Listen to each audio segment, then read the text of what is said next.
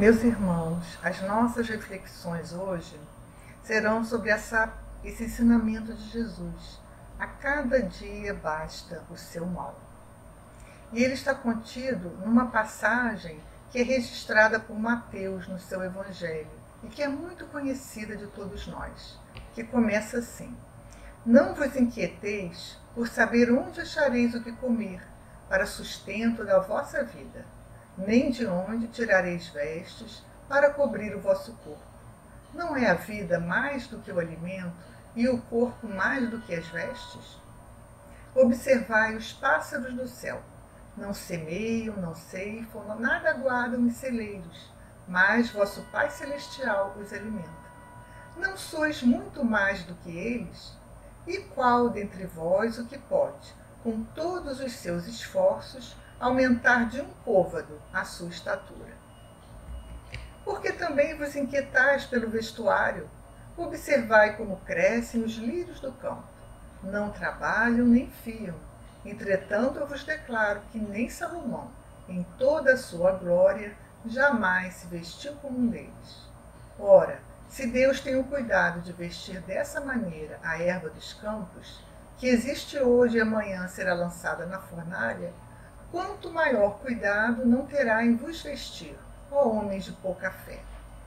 Então Jesus aí está fazendo uma advertência para a nossa preocupação, a nossa inquietação com as coisas materiais, com as questões ligadas à sobrevivência do nosso corpo.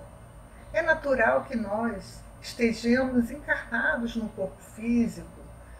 Nós vamos precisar da matéria para sobreviver, seja através do alimento, do vestuário, de um abrigo, para nos proteger, e várias outras coisas que nós necessitamos.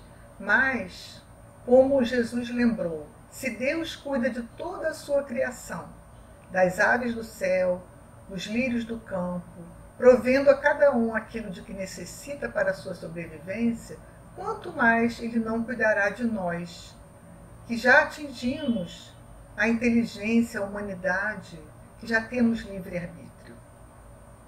E essa passagem termina assim: Buscai primeiramente o reino de Deus e sua justiça, que todas essas coisas vos serão dadas de acréscimo.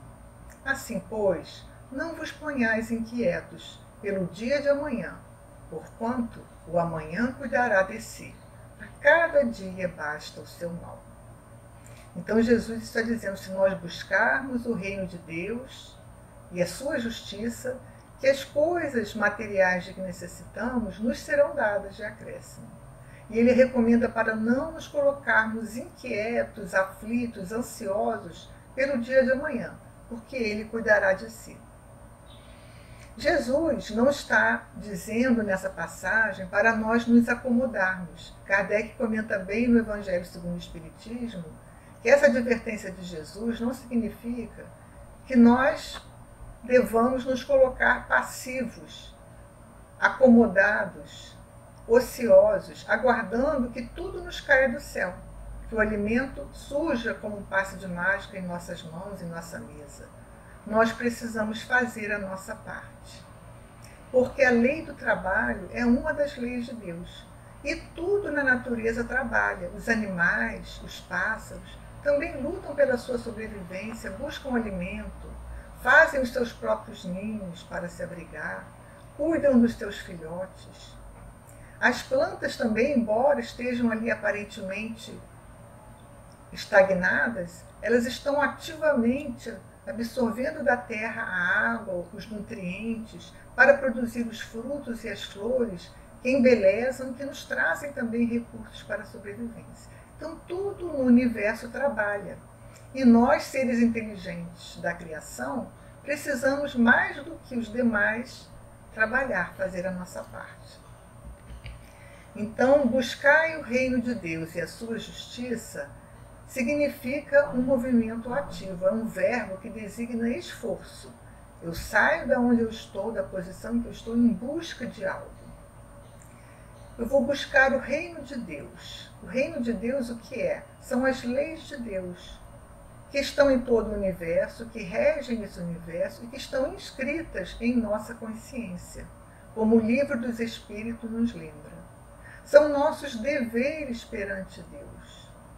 Se nós buscarmos realizar essas leis em nossa vida, buscarmos agir corretamente, segundo a nossa consciência, fazendo a nossa parte, o nosso esforço, cumprindo também a lei do trabalho em nossas vidas, tudo mais do que precisamos nos será acrescentado. Então precisamos confiar nisso. E a cada dia basta o seu mal. É um ensinamento que nos lembra a importância de vivermos o momento presente. Vários sábios, em todos os momentos da humanidade, trouxeram esse ensinamento. Lembraram que precisamos viver o momento presente, porque é o único em que temos a oportunidade de fazer alguma coisa, de aprender, de realizar algo, de nos esforçarmos para melhorarmos a nós próprios, de beneficiarmos outras criaturas. Nada podemos fazer no passado nem no futuro. Se vivermos no passado, lamentando pelos nossos erros, nos culpando por aquilo que fizemos de errado, estaremos perdendo tempo, nos entristecendo, nos amargurando, porque não poderemos corrigir esses erros lá no passado. Mas agora temos a oportunidade de fazer o bem, de reparar aquilo que fizemos de errado. Se também vivemos no passado, com saudade de tempos felizes que tivemos e que agora não temos as mesmas oportunidades, as mesmas situações, também só teremos a amargura, a tristeza em nossos corações, porque não poderemos voltar atrás. Viver no futuro também não nos acrescenta nada. Se esperamos alguma coisa acontecer para então sermos felizes, estamos sempre adiando a nossa felicidade. Se vivermos no futuro nos preocupando, ocupando-se com antecipação dele, antevendo problemas, antevendo amarguras, vivenciando-os no dia de hoje através da aflição, da ansiedade, estamos prejudicando o momento atual que temos, a nossa saúde, o nosso equilíbrio, aqueles que estão em nossa volta. Então não estaremos produzindo, estaremos sim desperdiçando tempo, que é a oportunidade que nos é dada hoje, no momento atual, nessa situação que vivemos encarnados, nesse momento.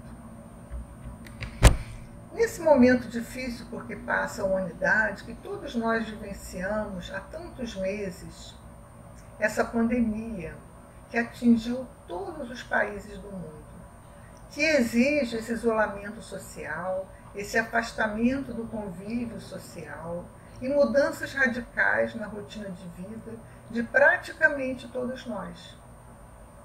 Essas mudanças são difíceis. Nós também vivenciamos o medo do contágio, o medo de adoecermos, o medo de que nossos entes queridos adquiram essa doença e possam ter um estado grave, principalmente quando essas pessoas queridas, ou mesmo cada um de nós, precisa se expor mais diretamente ao contágio por motivos de trabalho profissional. Nós vemos também, em torno de nós, pessoas adoecendo. Muitas vezes pessoas próximas, muitos de nós tivemos entes queridos adoecendo e mesmo desencarnando. Ou pessoas próximas a nossos amigos e conhecidos. São situações difíceis, de fato. É uma situação, uma época, uma prova dolorosa para toda a humanidade. Também no lado econômico, muitos de nós perdemos nossos empregos. Muitas famílias perderam suas fontes de renda. Famílias, muitas vezes, que tinham uma situação tranquila, que nunca imaginavam que iriam perder aquele ganho, aquela fonte de renda. De repente mudou tudo, a economia se fechou e muitos de nós vivenciamos essa situação difícil da perda do recurso material para a nossa sobrevivência. Mas tivemos que nos adaptar. Então, a ansiedade nessa situação é natural. Praticamente todos nós tivemos momentos ou vivenciamos a ansiedade nos acompanhando desde o início dessa pandemia. Isso é natural. Joana de Ângeles diz que a ansiedade, dentro dos limites naturais, ela é aceitável, ela faz parte das emoções que nos defendem, que nos protegem. Por exemplo, numa situação como a atual que vivenciamos, essa dificuldade grande para a humanidade, quando estamos aguardando uma notícia, uma resposta, também é natural que nos ponhamos ansiosos, numa expectativa. Mas isso não deve passar de um ponto de equilíbrio. Quando a ansiedade nos bloqueia, nos limita, impede a nossa ação, nos traz muito sofrimento, ela atingiu um nível patológico. Então nós precisamos buscar ajuda. Primeiramente a ajuda profissional, que nós temos aqui na Terra. E sempre, em todos os momentos, a ajuda de Deus, a ajuda do alto.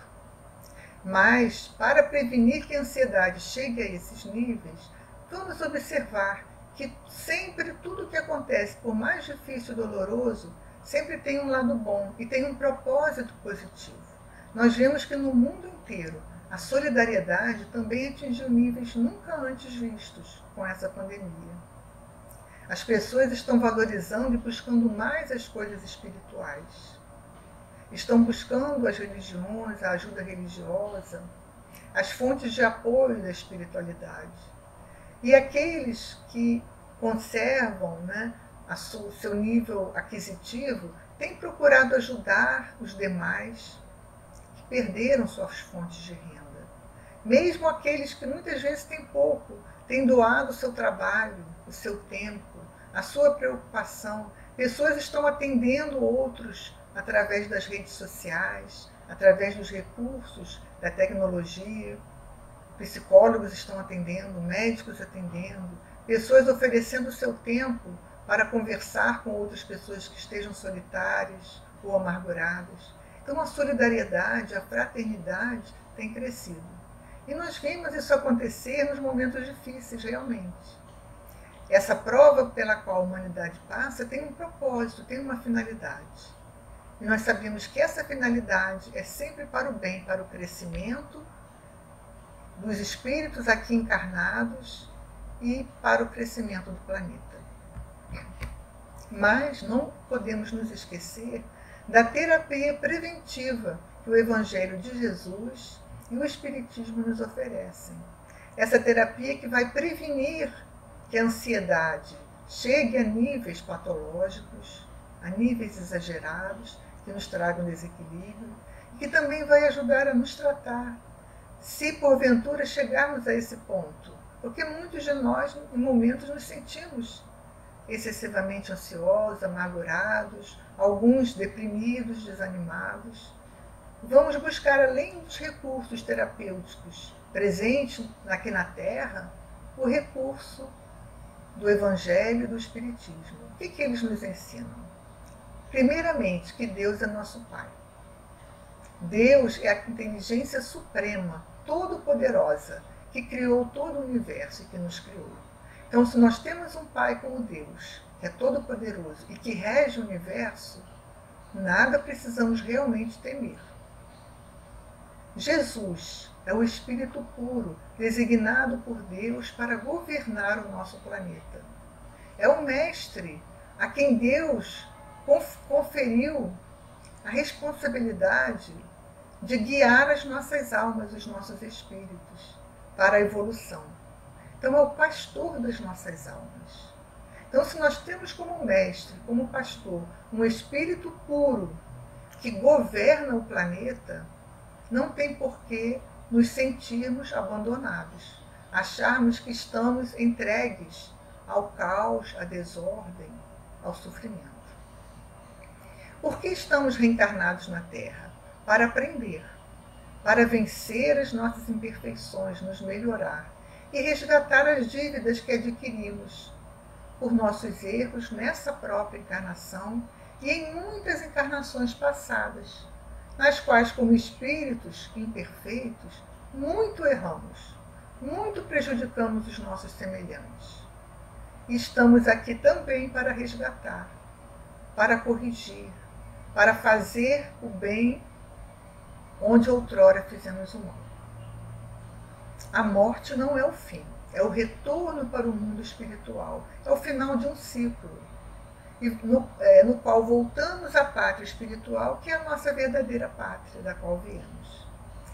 Embora seja muito dolorosa a separação temporária de um ente querido, todos nós sabemos, é uma prova difícil e dolorosa. Não vamos negar isso, mas lembrar que a morte não é o fim traz um consolo muito grande. Saber que nossos entes queridos estão lá no mundo espiritual, continuando o seu processo de evolução, de crescimento, sendo amparados, assim como nós aqui estamos, e que podemos encontrar com eles, eventualmente, quando isso for permitido, através do desdobramento pelo sono, que podemos nos colocar em ligação mental com eles através da prece, podemos ajudá-los com as nossas preces. Isso traz um consolo muito grande.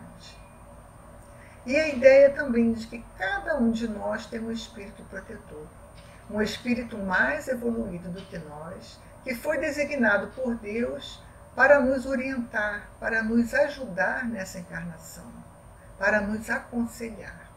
Então nós recebemos desse espírito protetor orientações através da intuição e orientações também durante o sono, o desdobramento, quando com ele encontramos e com ele conversamos e ele nos aconselha. Olha que recursos maravilhosos. Ter certeza desses itens, assim como outros, esses são só alguns, que o Evangelho de Jesus nos traz e que o Espiritismo nos traz como notícias, é uma bênção em nossas vidas. Então vamos agradecer por essas bênçãos, que realmente elas são aquela base firme que vai, onde vamos alicerçar a nossa fé e a nossa confiança, e com a ajuda das quais vamos evitar que a ansiedade, que a aflição chegue a níveis que nos prejudiquem. O que contribui para agravar ou para gerar ansiedade em nós? A competitividade, tão frequente no mundo em que vivemos. A ideia de que eu preciso competir com os outros. Se há um lugar, se há uma vaga, para alcançar aquele lugar eu preciso derrubar aqueles que também desejam alcançá-lo. Essa competitividade traz muito estresse, muito desgaste. Joga uma pessoa contra a outra. E nós sabemos que todos fomos criados por Deus, que todos temos direito à felicidade, que há lugar para todos. A ambição desmedida ou as falsas necessidades. Agora, nessa pandemia, muitos de nós podemos ver com clareza quantas necessidades de coisas materiais nossas eram exageradas. Quantas coisas nós temos que realmente não precisamos. E quando a criatura se deixa levar pela ambição desmedida, por essa cegueira em relação a adquirir coisas materiais, de que realmente não necessita, ela cai numa armadilha da ansiedade, da aflição e do adoecimento. A violência urbana. Muitos de nós, especialmente quem vive em grandes cidades, vive esse receio da violência, o medo, a insegurança. É natural que quem viva num ambiente onde a violência se torna presente, frequente, tenha ansiedade. Precise se precaver. Esse cuidado é necessário. Mas vamos confiar. Vamos confiar que nada nos acontecerá se não estiver programado pela justiça divina. Que não seremos alvo de uma violência, ou mesmo de uma morte através da violência urbana, se aquilo não estiver no nosso planejamento. O que não quer dizer que nós vamos viver sem cuidado. Vamos nos expor à violência. Frequentar um ambiente, um local da cidade que sabemos que é violento, num horário que a cidade, aquele local está deserto. Isso é nos expor à violência, isso é nos predispor ao suicídio. Mas tomando os cuidados devidos, e se precisarmos sair por um motivo nobre naqueles horários, vamos elevar o nosso pensamento a Deus, pedir a Ele proteção, aos amigos espirituais, e ir com confiança e com os cuidados que são necessários. As notícias também de crises, de guerras, de crimes, no momento atual, todas as notícias de mortes, de problemas econômicos gerados por essa pandemia, nos chegam a todo momento, pelo noticiário da televisão e pela internet, que todos nós carregamos no bolso ou na bolsa, na forma de um celular, onde as notícias chegam a cada minuto, a cada momento. As novidades são ali colocadas, e geralmente as novidades negativas. Quando aquela bomba, quando aquela explosão aconteceu no Líbano, em Beirute, antes da televisão noticiar, muitos de nós já tínhamos recebido vídeos e notícias através do celular. Isso, de um lado, tem um lado positivo, porque a informação também faz com que nós possamos nos unir, ajudarmos uns aos outros, mas também tem um lado negativo, porque gera ansiedade. Então, precisamos equilibrar essa nossa assistência às notícias, a nossa ligação com a internet, com os noticiários da TV, equilibrar. Se precisamos estar informados, vamos designar um tempo do nosso dia para isso, mas sem exagero, para não poluirmos a nossa mente, a nossa psicosfera. E o excesso de informações está ligado a isso, né? Mas nós recebemos informações demais. Mesmo informações positivas, nós recebemos numa quantidade muito exagerada, por conta da internet e do celular que anda sempre conosco. São solicitações das mais diversas, são inúmeros vídeos, são inúmeros textos que as pessoas nos convidam a ler. Se nós formos dar atenção a tudo o que recebemos, nós vamos ocupar as 24 horas do dia, de uma forma desordenada que vai gerar uma aceleração na nossa mente, nas nossas emoções, uma dificuldade de concentração, muitas vezes dificuldade para o sono.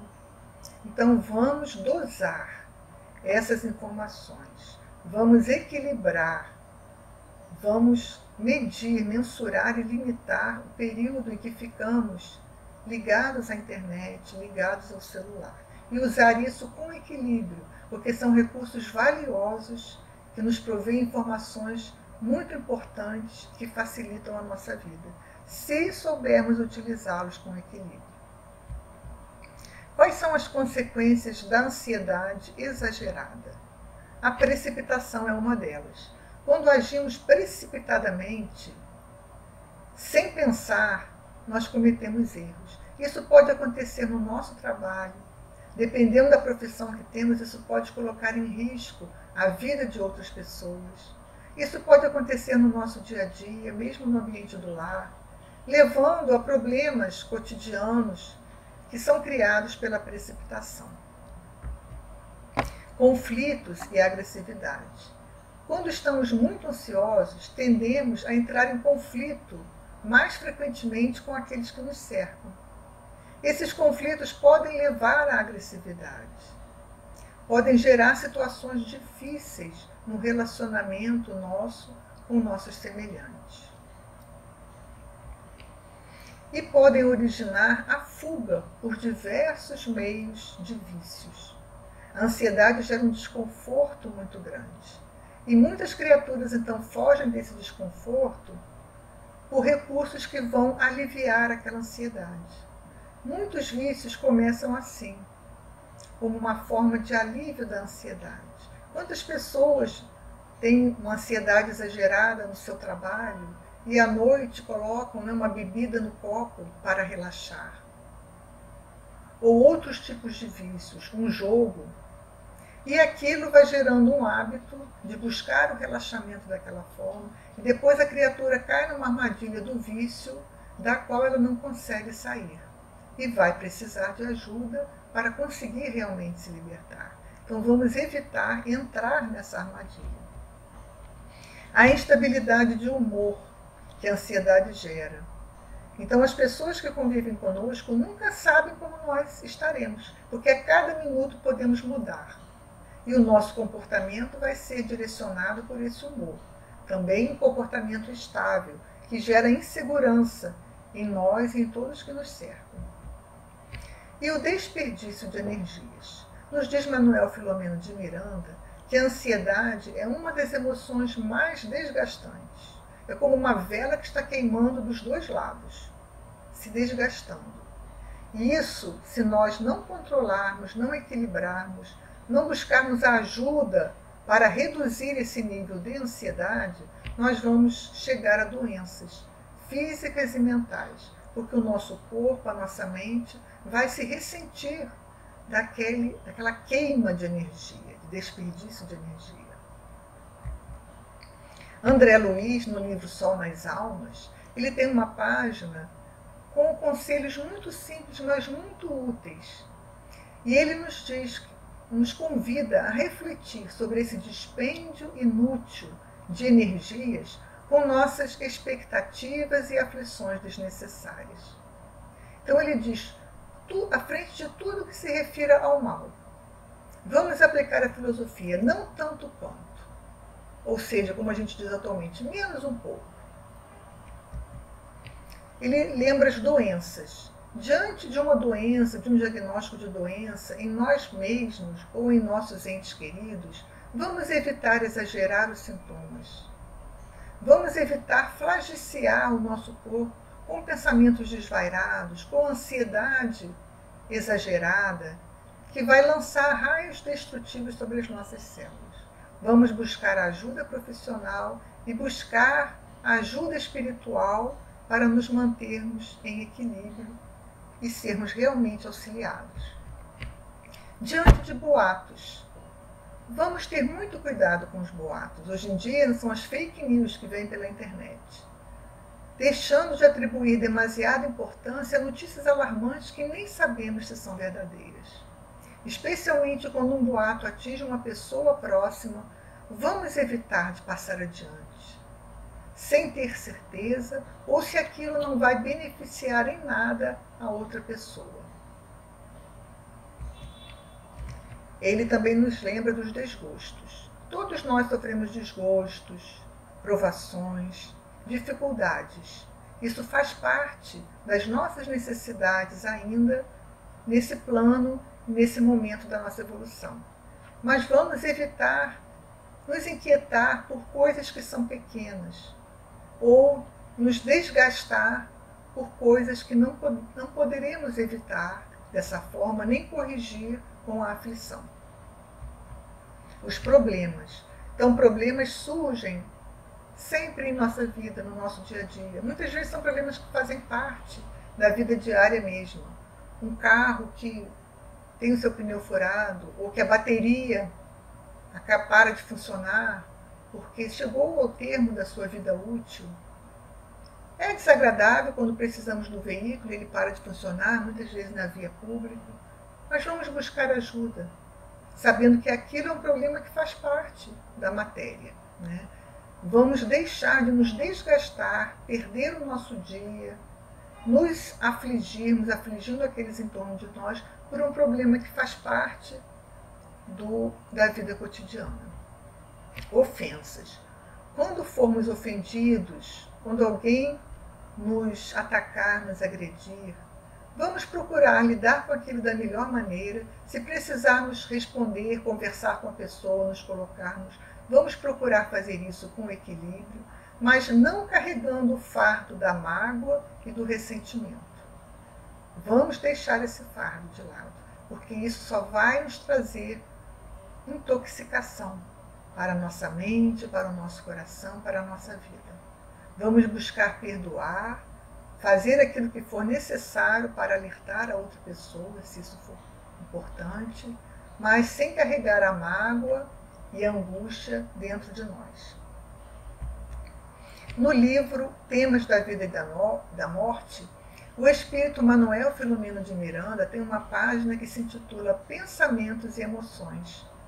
E ali ele nos lembra das finalidades das emoções. Elas são indispensáveis para nós. São forças que nos trazem a energia de que precisamos para agirmos no mundo. Elas têm uma finalidade superior. mas elas precisam se submeter à disciplina do pensamento. Como toda força, precisa se submeter a algo que a dirija. E o pensamento disciplinado é esse agente, que pode conduzir as emoções com equilíbrio e trazer para nós autoconfiança, harmonia íntima e bem-estar. Um valioso auxiliar nesse processo é a meditação, nos diz ele. Hoje em dia, principalmente na situação em que vivenciamos, várias formas de meditação têm sido oferecidas, ensinadas, disponibilizadas pelas pessoas, mesmo pelas redes sociais, pelos aplicativos de celular. Olha quanta coisa boa a tecnologia nos traz. Pessoas gravando meditações para nós acompanharmos. E se nós criarmos o hábito de meditar diariamente, nós vamos verificar que em pouco tempo estaremos com maior controle das nossas emoções e maior concentração mental também, porque o nosso pensamento fica desordenado se nós não soubermos como controlá-lo, como concentrá-lo naquilo que precisamos fazer. Ele também nos diz que a ansiedade cede lugar quando a fé comanda a onda mental. Então, a onda do pensamento, quando é comandada pela fé, ela vai se dirigir a Deus e vai se afinar com as respostas do pensamento divino. Então, essa onda mental vai estar ligada com o mais alto, porque a fé vai estar direcionando, e aí a ansiedade não terá lugar. Ele também diz que a direção correta e constante do pensamento esclarecido, que conhece as causas e finalidades da vida, realiza o controle das emoções, tornando os indivíduos nobres e equilibrados. Então, o pensamento esclarecido é o pensamento que a razão esclareceu pelo conhecimento. O conhecimento do Evangelho, dos ensinamentos de Jesus, o conhecimento da doutrina espírita, que nos mostra as causas, as finalidades da vida. Todo esse esclarecimento vai fazer com que o nosso pensamento possa ser dirigido para um objetivo nobre, controlando as emoções, direcionando-as também para esse objetivo nobre, e isso, pouco a pouco, vai nos trazer mais equilíbrio, vai nos melhorar intimamente, vai melhorar o nosso comportamento. Então, nós queremos passar da ansiedade, da precipitação, da preocupação para um estado de serenidade, de calma, de confiança e fé. Todos nós almejamos essa transposição, essa passagem. E isso nós poderemos obter através de exercícios diários. Essa passagem é um objetivo a longo prazo, mas nós, com esses exercícios diários, já poderemos em pouco tempo observar alguns resultados. São aquisições do espírito que vão se dando progressivamente. O exercício diário da prece, que sempre os amigos espirituais nos aconselham. Esse momento de nos ligarmos ao alto, a Deus, a Jesus, aos amigos espirituais, ao nosso espírito protetor, pedindo a eles a ajuda de que precisamos, expondo a eles as nossas aflições, as nossas dúvidas, as nossas necessidades, confiantes de que receberemos a orientação e o auxílio necessários. A prece também é o momento de agradecer por tudo aquilo que temos, que dispomos, e de louvar a Deus pela sua grandeza, pela sua criação.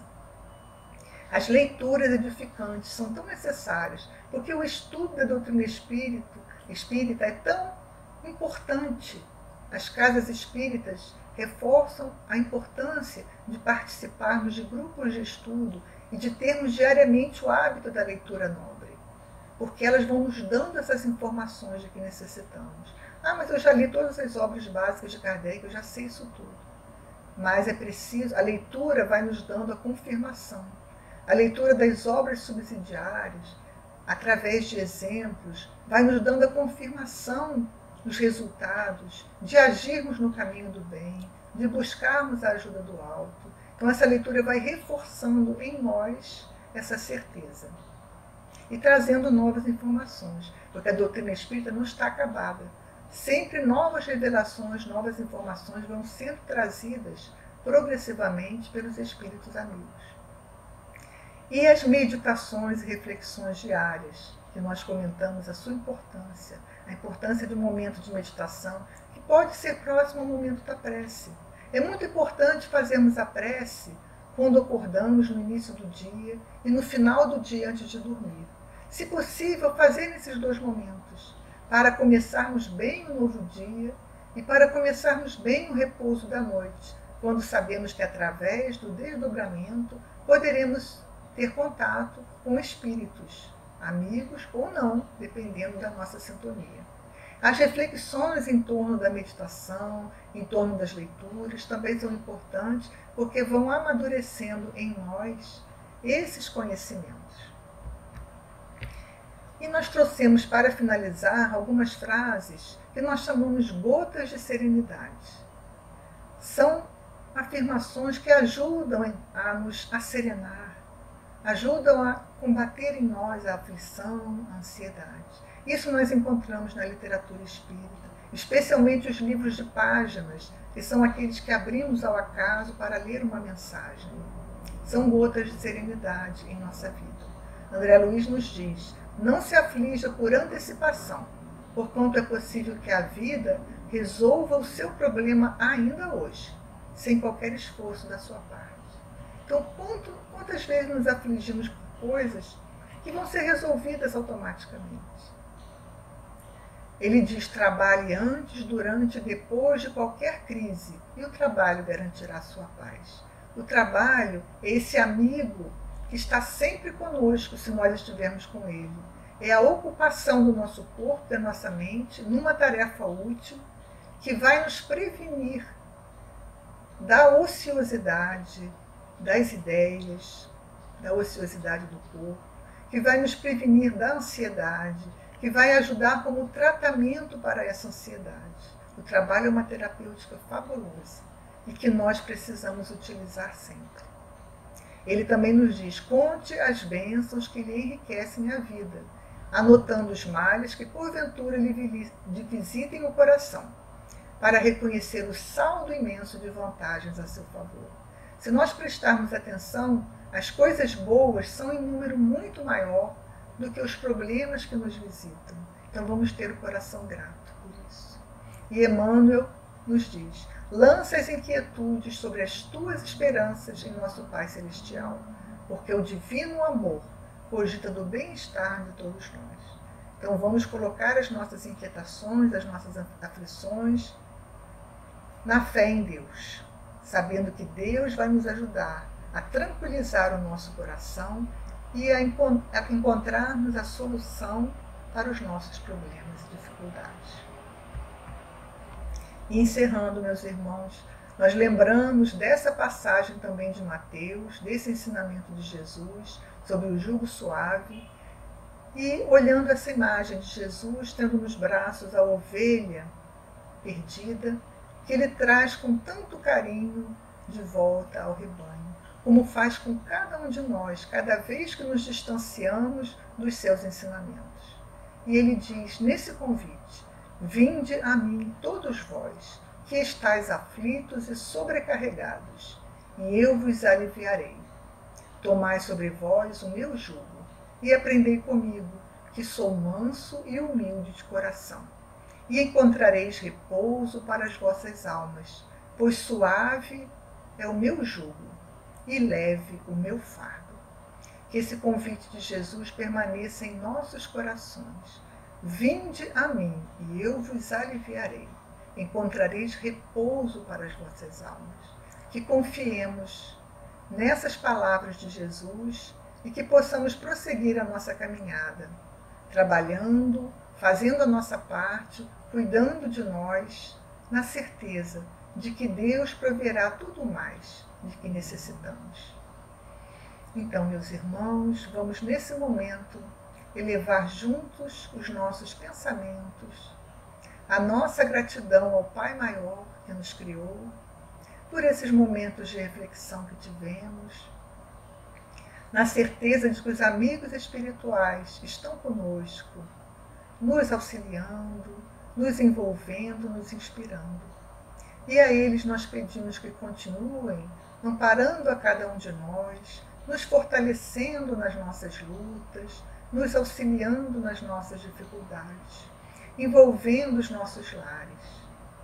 A eles nós pedimos também, Senhor, que envolva a nossa casa espírita e todos que fazem parte dela, que envolvam a nossa cidade, envolvam todo o nosso país, nossos governantes e autoridades, orientando-os na utilização dos recursos de que dispõem, e envolvam todo o nosso planeta, que é governado pelo nosso Mestre Jesus, que toda a humanidade encarnada nos diferentes continentes e países possa ser envolvida nessa vibração de paz, de amor, que agora sentimos envolver os nossos corações. Que aqueles que se encontram enfermos nos hospitais sejam amparados. Que aqueles irmãos que desencarnaram, que vêm desencarnando diariamente, sejam auxiliados na sua chegada, na sua adaptação à vida espiritual. Que seus familiares sejam confortados. Que a humanidade possa, Senhor, aprender com a dificuldade que estamos vivenciando, aprender a sermos melhores, a nos apegarmos menos às coisas materiais e mais às espirituais, a sermos mais solidários, mais fraternos, mais responsáveis com o uso do nosso tempo, dos nossos recursos. Fica conosco, Mestre. Continue nos envolvendo nessa paz e nesse amor. E que possamos, Senhor, também nos esforçar para permanecermos contigo. Que assim seja.